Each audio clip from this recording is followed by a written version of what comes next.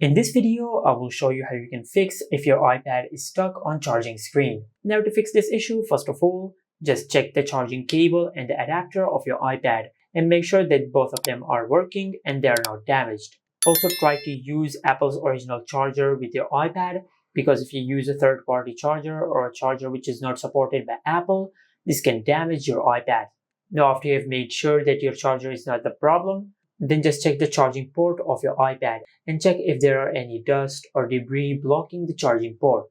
If there is, just clean the charging port using a soft brush. After that, just use a charging cable of your iPad and try to charge your iPad from a different source. Like try to plug one end of your charging cable to your PC or to your laptop, and try to charge your iPad from your laptop or from your PC.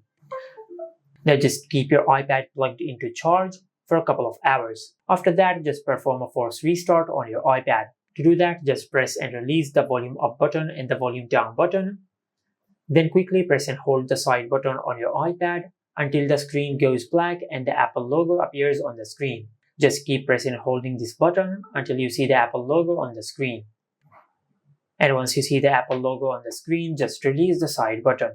But if you're using an older iPad, which is the iPad with the home button, now to perform a force restart on that type of iPads, just press and hold the home button and the power button at the same time until you see the Apple logo on the screen.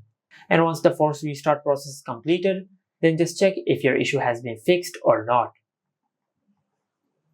If your issue is still not fixed, then just follow the next method. For that, just unplug your iPad from charge. Now just bring your hair dryer and set it at the lowest settings. Now just use your hair dryer to warm up your iPad at this area.